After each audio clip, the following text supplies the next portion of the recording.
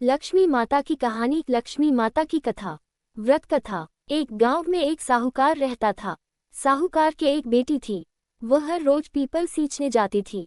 People के वृक्ष में से लक्ष्मी जी प्रकट होती थी और चली जाती। एक दिन लक्ष्मी जी ने साहूकार की बेटी से कहा, तू मेरी सहेली बन जा। तब लड़की ने कहा कि मैं अपने पिता से पूछकर कल आऊंगी। साहूकार की बेटी ने घर जाकर अपने पिता को सारी बात कह दी। तब उसके पिताजी बोले, वह तो लक्ष्मी जी हैं, अपने को और क्या चाहिए, तू लक्ष्मी जी की सहेली बन जा। दूसरे दिन वह लड़की फिर गई। तब लक्ष्मी जी पीपल के पेड़ से निकल कर आए और कहा, सहेली बन जा। तो लड़की ने कहा, बन जाऊंगी, और दोनों सहेली बन गई।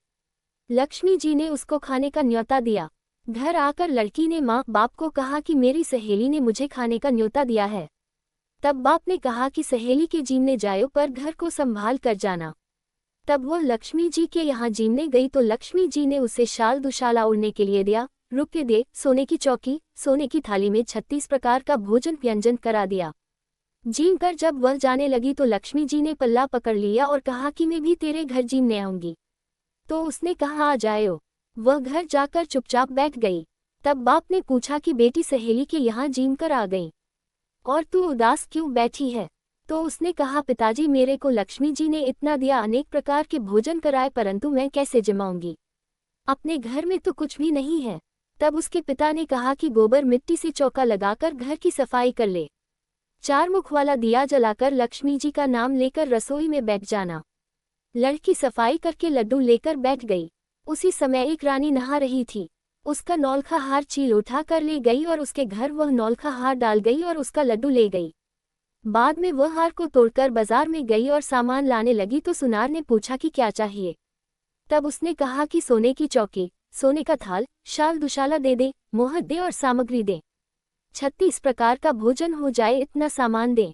सारी चीजें लेकर बहुत तैयारी करी और रसोई बनाई। तब गणेश जी से कहा कि लक्ष्मी जी को बुलाओ। आगे आगे गणेश जी और पीछे पीछे लक्ष्मी जी आई।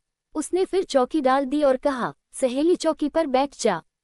जब लक्ष्मी जी ने कहा सहेली चौकी पर, तो राजा रानी के भी नहीं बैठी, किसी के भी नहीं बैठी, तो उसने कहा कि मेरे यहाँ तो बैठना पड़ेगा। फिर लक्ष्मी जी चौकी पर बैठ गई। तब उसने बहुत खातिर की। जैसे लक्ष्मी ने करी थी वैसे ही उसने करी। लक्ष्मी जी उस पर खुश हो गईं। घर में खूब रुपया एवं लक्ष्मी हो गई। साहूकार की बेटी ने कहा, मैं अभी आ रही हूँ, तुम यहीं बैठी रहना, और वह चली गई। लक्ष्मी जी गई नहीं और चौकी पर बैठी रही।